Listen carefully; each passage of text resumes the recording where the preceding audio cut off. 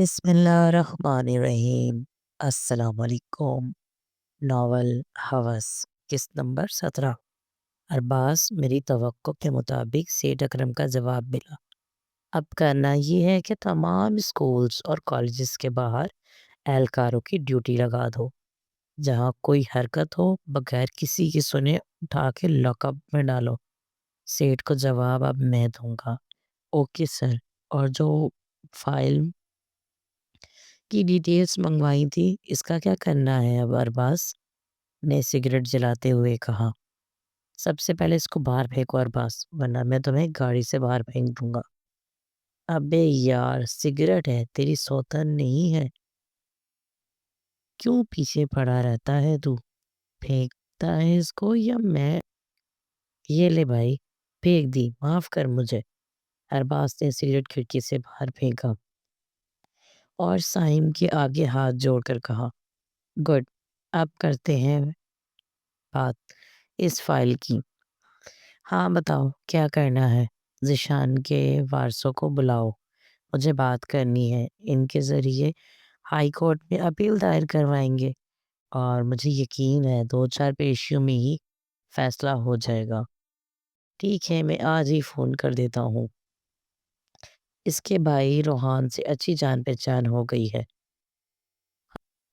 تمہارے پاس نمبر ہے روحان کا؟ سائم نے گاڑی پولیس اسٹیشن کی حدود میں کھڑی کی۔ ہاں ہے، مجھے سینڈ کر دو، میں خود بات کروں گا۔ اچھا، کرتا ہوں۔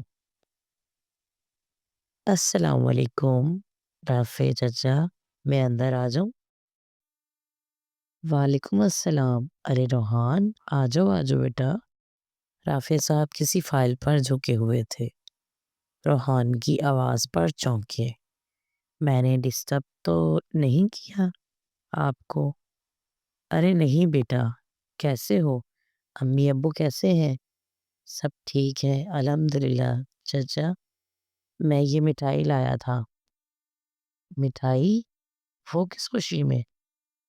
نائلہ آپی کا بیٹا ہوا ہے، اس خوشی میں۔ ارے ماشاءاللہ ماشاءاللہ، خدا نیک اور صالح بنائے، آمین۔ اور نمرہ کیسی ہے؟ روحان، رضا بھائی نے بتایا تھا کہ اللہ نے کرم کیا ہے کہ بڑوں کو اس کو ہوش آ گیا۔ جی چچا، اب تو ماشاءاللہ بالکل ٹھیک ہے۔ روحان، تم مصروف تو نہیں ہو؟ نہیں بولے، کوئی کام ہے کیا؟ یار اصل میں تمہاری چچی اور بچوں کو مارکیٹ لے کر جانا تھا آج، اور مجھے بالکل وقت نہیں مل رہا۔ تو بیٹا اگر تمہارے پاس وقت ہو تو تم لے جاؤ ان کو۔ رافع صاحب نے فائلوں کے ڈھیر میں سے کچھ ڈھونڈتے ہوئے کہا۔ چچا میں؟ روحان نے خاصا حیرانی سے پوچھا۔ کیوں بھائی، تم نہیں جا سکتے کیا؟ نہیں، میں بس ویسے ہی کہہ رہا تھا۔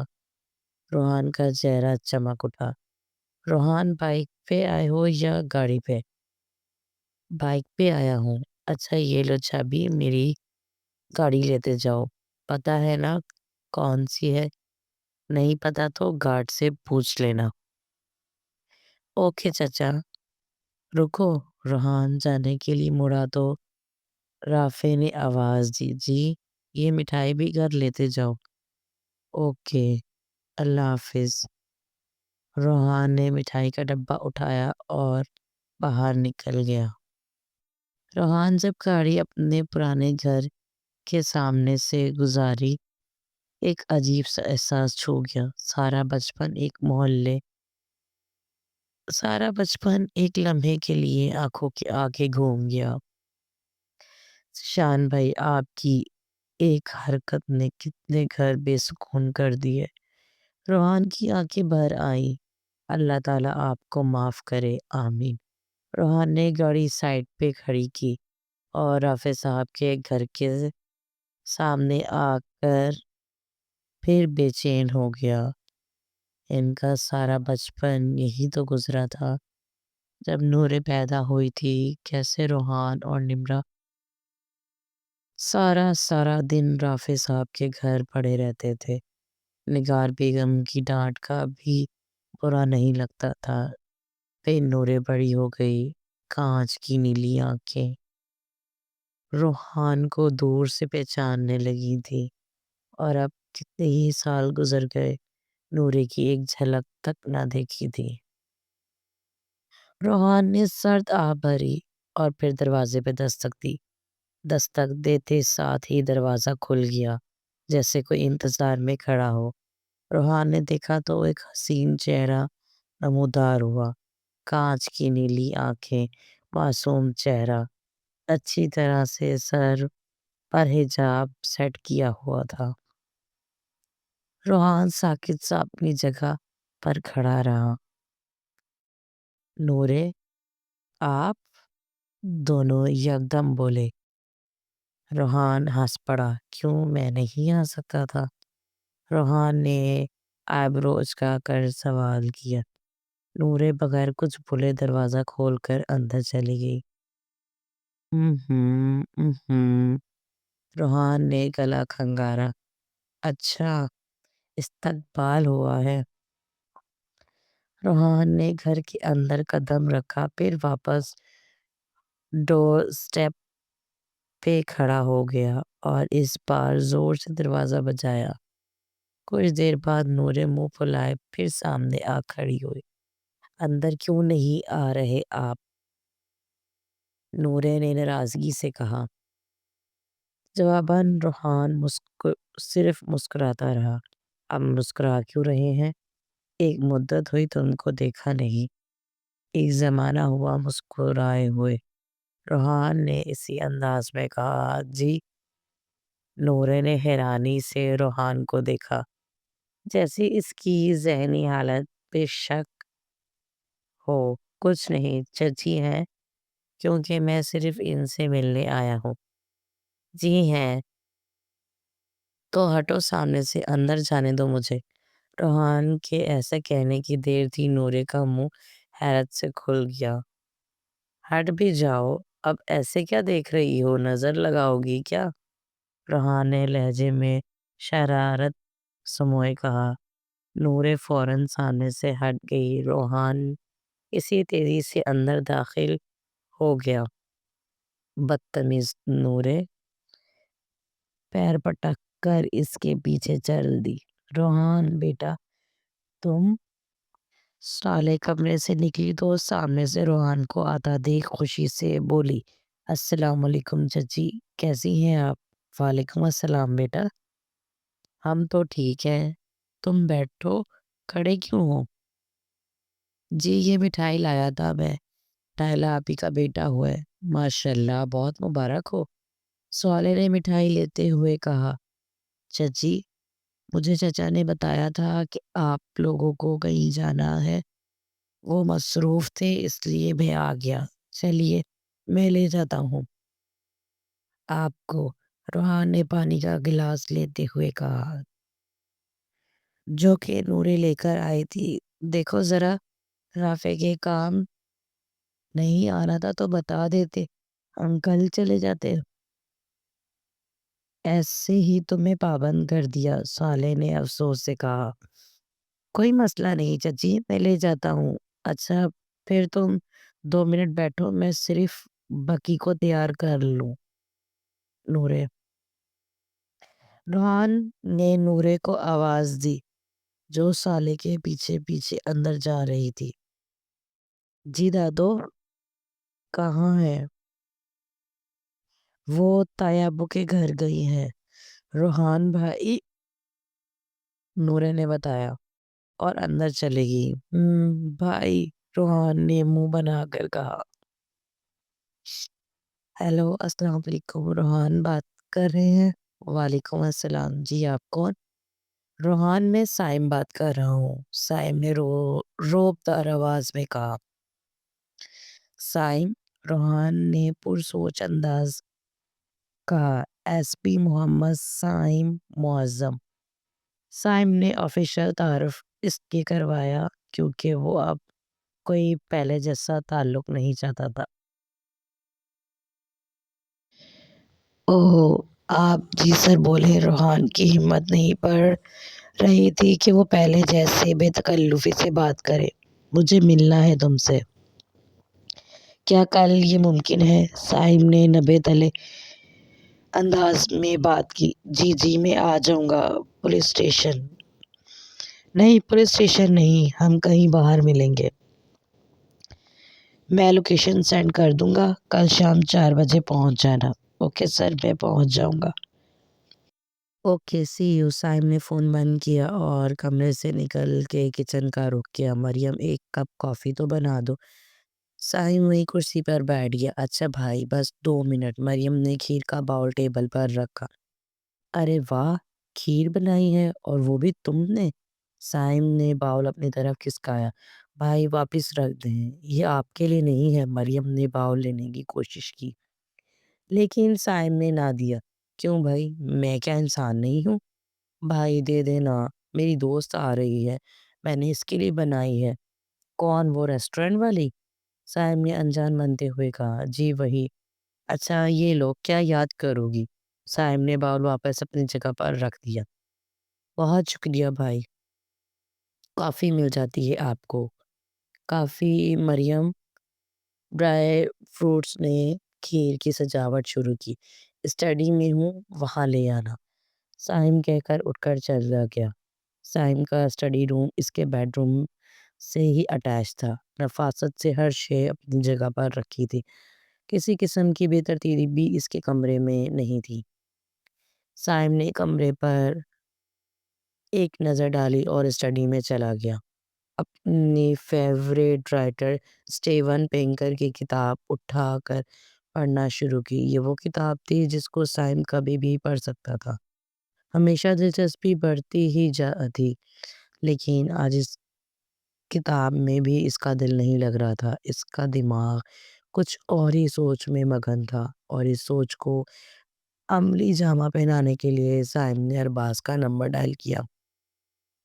ارباز، مجھے کل ذیشان سے دوبارہ ملنا ہے لیکن اس کو میرے روم میں لانا۔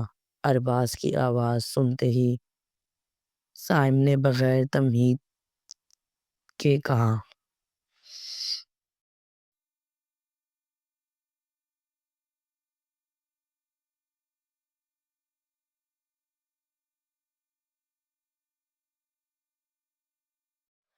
مریم یار لوکیشن سینڈ کر دو، میں گھر سے نکلنے لگی ہوں۔ اوکے میں کرتی ہوں۔ مریم نے فون بند کیا اور فاریہ کو لوکیشن سینڈ کی۔ کچھ ہی دیر میں اعجاز صاحب فاریہ کو گیٹ پر چھوڑ کر چلے گئے۔ ڈور بیل بجی تو مریم نے دروازہ کھولا۔ ہیلو مریم، فاریہ نے چہک کر کہا۔ ہیلو فاریہ، اچھا آ جاؤ اندر۔ بس ہو گیا انگریزوں والا سلام، اب اپنے طریقے سے ملتے ہیں، مریم نے ہنس کر کہا اور دونوں گلے لگ گئے۔ آ جاؤ، میں ماما سے ملواؤں تمہیں۔ ہاں ضرور۔ مونا لاؤنج میں بیٹھی تھی۔ فاریہ نے جا کر سلام کیا تو مونا نے فاریہ کو بہت خوش دلی سے گلے لگایا۔ بیٹھو بیٹا۔ جی آنٹی۔ مونا کو دل سے اچھی لگی فاریہ۔ فاریہ آ جاؤ، میرے کمرے میں چلتے ہیں۔ ہاں چلو۔ مریم تمہارا گھر بہت پیارا ہے یار، یہ تو گورنمنٹ کی طرف سے ملا ہے بھائی کو۔ ہمارا گھر یہ نہیں ہے، مریم نے سیڑھیاں چڑھتے چڑھتے بتایا۔ اوہ بے وقوف، گھر وہی خوبصورت ہوتا ہے جہاں سب لوگ پیار محبت سے رہتے ہیں، اور بے شک گورنمنٹ کی طرف سے ملا ہے تو تمہارا ہی نا گھر، بدھو کہیں کی۔ فاریہ ہنس دی۔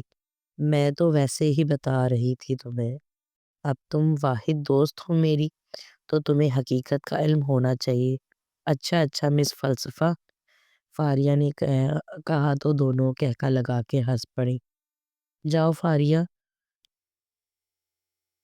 یہ میرا کمرہ کتنا اچھا سیٹ اپ کیا ہوا ہے تم نے، زبردست یار۔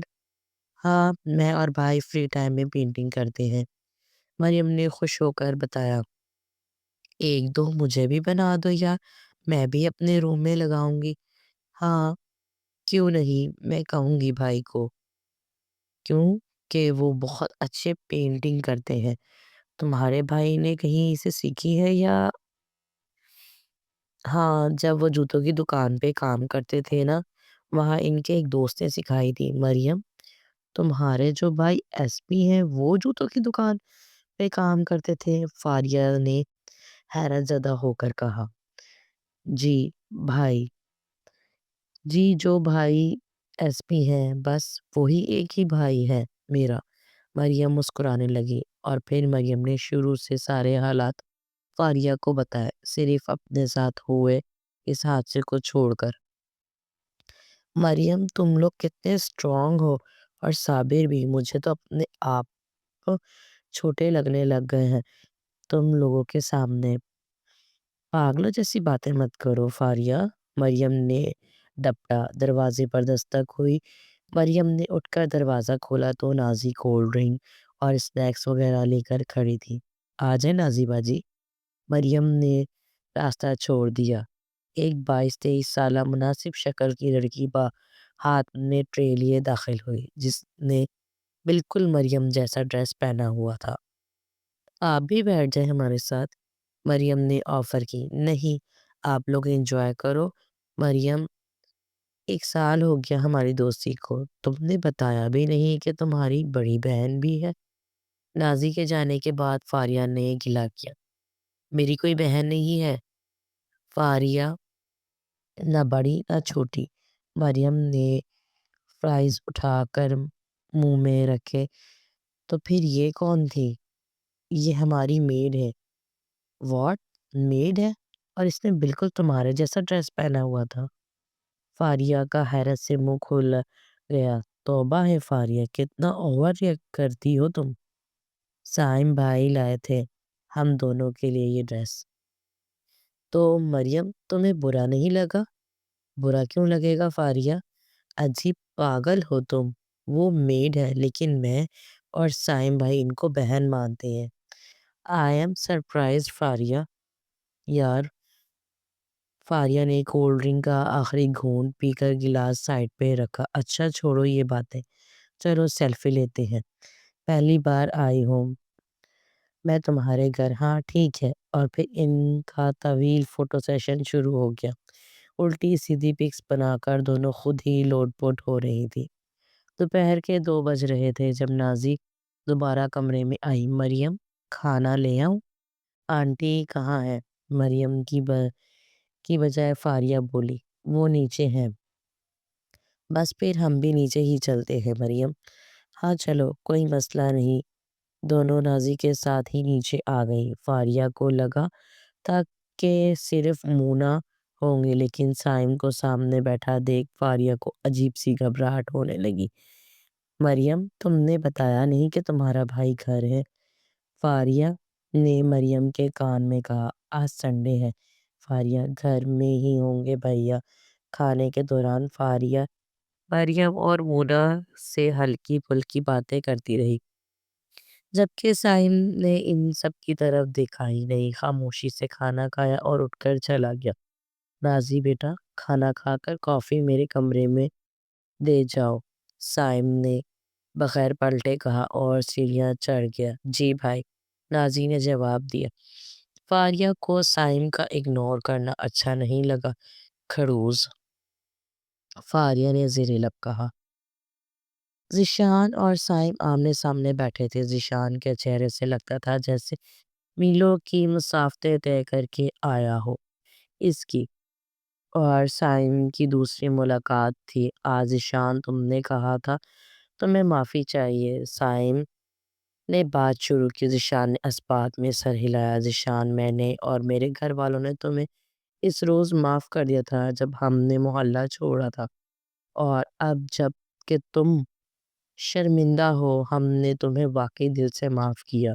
اگر تمہارا مقصد صرف معافی حاصل کرنا ہی ہے تو ٹھیک ہے، میں آج روحان سے ملوں گا اور ہائی کورٹ میں اپیل درج کرواؤں گا، اور مجھے امید ہے کہ تم جلد رہا ہو جاؤ گے۔ لیکن اگر تم معافی کے ساتھ ساتھ اپنے گناہوں کا کفارہ بھی ادا کرنا چاہتے ہو تو تمہیں وہ کرنا ہوگا جو میں کہوں گا۔ سائم نے بات مکمل کی۔ سائم، تم جو کہو گے میں کرنے کو تیار ہوں، مجھے بس دل کا سکون چاہیے۔ ٹھیک ہے تو پھر سنو، تم اگلے ہفتے جیسے ہی رہا ہوگے سیٹھ اکرم کے پاس جاؤ گے۔ وہ اس علاقے کا ڈاؤن بنا پھرتا ہے، اور مجھے کل خبر ملی ہے کہ وہ پورے پاکستان میں لڑکیاں سپلائی کرتا ہے، جن کے ساتھ بدفعلی کر کے ویڈیوز بنائی جاتی ہیں اور معصوم کلیوں کو مسل دیا جاتا ہے۔ تم اس کے ساتھ جاؤ گے اور اس کا اعتبار جیتو گے، اور اس کے خفیہ اڈوں اور ان کے ساتھیوں کی خبر دو گے جو مشہور زمانہ ہے۔ ہمیں ہر حال میں ان ہوس کے پجاریوں کا جڑ سے خاتمہ کرنا ہے۔ سائم، میں اس کام میں اپنی جان دینے سے بھی گریز نہیں کروں گا۔ تم مجھ پر یقین کر سکتے ہو۔ یقین کیا ہے اس لیے تمہیں چنا ہے ذیشان۔ یوں سمجھ لو قدرت تمہیں اور مجھے سنورنے کا موقع دے رہی ہے۔ سائم نے مضبوط لہجے سے کہا، باقی کی انسپیکٹر تمہیں ارباز سمجھا دے گا، اور پلانز بھی۔ Okay sir. روحان وقت سے پہلے ہی ریسٹورنٹ میں مقررہ ٹیبل پر آ کر بیٹھ گیا۔ پورے 4 بجے روحان کو سائم داخلی دروازے سے اندر آتا دکھائی دیا۔ روحان اپنی جگہ سے اٹھ کھڑا ہوا۔ سائم ٹیبل پر پہنچا تو دونوں نے مسافت کیا۔ تشریف رکھیے، سائم نے اخلاقاً کہا۔ دونوں آمنے سامنے براجما ہو گئے۔ ذیشان سے میری ملاقات ہو چکی ہے اور وہ مجھے اس کیس کے بارے میں بتا چکا ہے کہ کیسے پیسے کے زور پہ جھوٹا کیس بنایا گیا، لیکن میرا سوال تم سے یہ ہے کہ جب ذیشان کو سزا صرف ایک طرف کی بات سن کر دی گئی تھی تو تم لوگوں نے ہائی کورٹ میں اپیل دائر کیوں نہیں کی، یہ جانتے ہوئے بھی کہ یہ ایک بے بنیاد کیس ہے اور اس کا فیصلہ جلد ہی تم لوگوں کے حق میں ہو جائے گا؟ سائم خاموش ہو گیا تو روحان نے بولنا شروع کیا۔ میں نے کرنا چاہتا تھا، لیکن مجھے ذیشان بھائی نے سختی سے منع کیا تھا۔ انہوں نے کہا کہ بے شک یہ کیس جھوٹا ہے، لیکن تم جانتے ہو روحان مجھے کس گناہ کی سزا مل رہی ہے، اور مجھے سزا پوری کرنے دو۔ ذرا توقف کے بعد روحان نے دوبارہ بولنا شروع کیا۔ سر، 2 دن میں ہی اتنا ثبت ہو گیا تھا کہ سمجھ آ گیا تھا کہ باقی معصوم لوگوں کی آہ بہت جلدی لگتی ہے، اس لیے بھائی نہیں چاہتے تھے کہ ان کے کیے کی سزا کوئی اور بھگتے۔ خیر، اب تم اپیل دائر کرو، کیونکہ میں نے ذیشان سے بات کر لی ہے۔ کل پیر ہے، تم کل اپیل دائر کر دو، مجھے امید ہے فیصلہ اسی ہفتے میں ہو جائے گا۔ روحان نے چائے کا آرڈر دیا۔ سائم نے ساری ڈیٹیلز روحان کو سمجھا دی کہ کیسے وہ ڈاکومنٹ تیار کر کے سائم کے فون پہ ارباز کی کال آئی۔ ہیلو، ہاں ارباز یار، وہ ایک فائل تھی اغوا کے کیس کی، تمہیں کل دی تھی، وہ اسٹڈی کر لی تم نے؟ نہیں یار، وہ تو میرے ذہن سے نکل گیا، سائم نے افسوس سے کہا۔ اچھا تم ایک کام کرو، وہ فائل لے کر پولیس اسٹیشن پہنچو، مجھے کچھ ڈسکس کرنا ہے، ارباز نے عجلت سے کہا۔ اچھا میں باہر ہوں، پہنچتا ہوں تھوڑی دیر تک۔ سائم نے فون بند کیا اور اٹھ کھڑا ہوا۔ اوکے روحان، میں چلتا ہوں، ضروری کام ہے مجھے، کوئی مسئلہ ہو تو کال کر لینا مجھے۔ Okay sir. روحان نے مسافت کے لیے ہاتھ بڑھایا۔ تم سائم کہہ سکتے ہو مجھے، سائم نے مسکرا کر روحان کا بڑھا ہوا ہاتھ تھام لیا۔ جواباً روحان بھی مسکرا دیا۔ مغرب کی اذان ہونے والی تھی جب سائم گھر آیا۔ لاؤنج میں مونا، مریم اور فاریہ بیٹھے تھے، بیٹھے باتوں میں مگن تھے۔ سائم نے ایک نظر ان پر ڈالی اور تیزی سے سیڑھیاں چڑھ گیا۔ کچھ دیر بعد سائم ہاتھ میں فائل اٹھائے نیچے آیا اور باہر کی جانب بڑھنے لگا۔ بھائی رکیں، مریم کی آواز پہ سائم پلٹا۔ ہاں بولو بھائی، فاریہ نے بابا تھوڑا بیزی ہو گئے ہیں تو ہم چل کے چھوڑ آتے ہیں اس کو۔ مریم، میں ایک ضروری کام سے جا رہا ہوں، میرے پاس اتنا ٹائم نہیں ہے بچے کہ پہلے آپ کی دوست کو گھر چھوڑوں اور پھر آپ کو واپس یہاں چھوڑنے ہوں۔ سائم نے پیار سے مریم کو سمجھایا، کیونکہ ارباز کی عجلت سے اس کو لگ رہا تھا کہ ضرور کوئی سنگین بات ہے۔ پھر بھائی اب کیا کریں، مغرب ہونے والی ہے، اب اپنی دوست سے پوچھ لو، اگر ان کو کوئی مسئلہ نہیں ہے تو میں ڈراپ کرتا ہوں، جاؤں گا۔ اچھا میں پوچھتی ہوں۔ فاریہ بھائی کو ضروری کام سے جا رہے ہیں، اگر تو وہ تمہیں ڈراپ کرتے جائیں تو کوئی پرابلم تو نہیں ہوگی نا؟ کوئی مسئلہ نہیں، میں چلی جاتی ہوں۔ سائم باہر جا کر بغیر گاڑی میں بیٹھ گیا۔ فاریہ مونا اور مریم سے مل کر باہر آ گئی اور گاڑی کا پچھلا دروازہ کھول کر بیٹھ گئی۔ محترمہ، میں آپ کا ڈرائیور نہیں ہوں، آگے آ کر بیٹھے۔ سائم نے اپنی مخصوص روبدر آواز میں کہا۔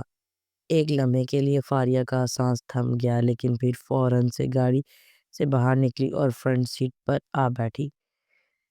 ایڈریس بتائیں، کہاں ڈراپ کرنا ہے آپ کو؟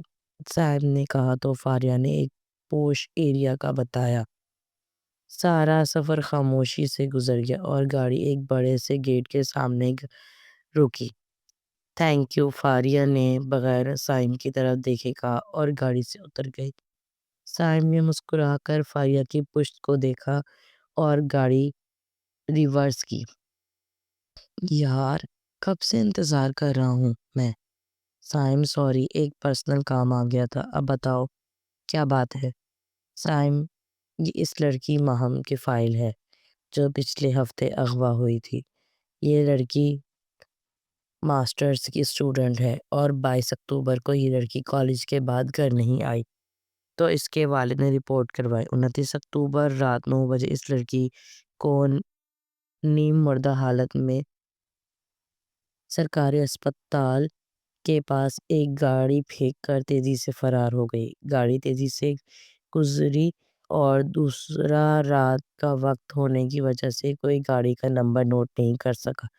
میڈیکل رپورٹ کے مطابق لڑکی کے ساتھ گینگ ریپ ہوا ہے، جس کی FIR لیڈی ڈاکٹر ماہرخ اسلام کی طرف سے 30 اکتوبر کو کروائی گئی، جو کہ سب انسپکٹر رحمان نے کاٹی تھی۔ لیکن اصل حقیقت یہ ہے کہ FIR کاٹی ہی نہیں گئی، کیونکہ یہ FIR سیٹھ اکرم کے چھوٹے بھائی اور اس کے عیاش دوستوں کے خلاف کٹوائی گئی تھی۔ ارباز نے چند کاغذ کے ٹکڑے ٹیبل پر رکھے۔ یہ وہ رپورٹ ہے جو ڈاکٹر ماہرخ کو تسلی دینے کے لیے درج کی گئی اور ان کے جاتے ہی SI رحمان نے رپورٹ کے ٹکڑے کر کے ڈسٹ بن میں پھینک دیے۔ سائم نے غصے سے مٹھیاں بھیج لی۔ 10 منٹ کے اندر SP رحمان کو بلاؤ اور اسے کہنا 10 منٹ سے 1 منٹ اوپر ہوا تو نتیجے کا ذمہ دار خود ہوگا۔ ارباز کمرے سے باہر گیا۔ سائم نے IG صاحب کا نمبر ڈائل کیا۔ السلام علیکم سر۔ وعلیکم السلام۔ سائم نے بلا تحمید بات شروع کی۔ سر، SI رحمان کا ٹرانسفر میں حیدرآباد کر رہا ہوں۔ لیکن کیوں سائم؟ سائم نے تمام باتیں IG صاحب کو بتا دی۔ اس کی پیٹی اتارو، حرام خور لوگ، سارا پولیس ڈپارٹمنٹ ایسے لوگوں کی وجہ سے بدنام ہو چکا ہے۔ IG صاحب دھاڑے۔ سر، فی الحال ٹرانسفر ہی ٹھیک ہے۔ حیدرآباد میں جو SP ہے وہ میرا دوست ہے، وہ مکمل اس پر نظر رکھے اور جہاں اس نے اوقات دکھائی پیٹی اتارنے میں بھی دیر نہیں لگے گی۔ ٹھیک ہے، جیسے تمہیں بہتر لگے وہ کرو۔ مجھے کرائم ریٹ نیل رپورٹ کرو۔ سر، انشاءاللہ ایسا ہی ہوگا۔ بس سر، آپ سے گزارش ہے، رحمان کا ٹرانسفر نہیں رکنا چاہیے، کیونکہ مجھے یقین ہے سیٹھ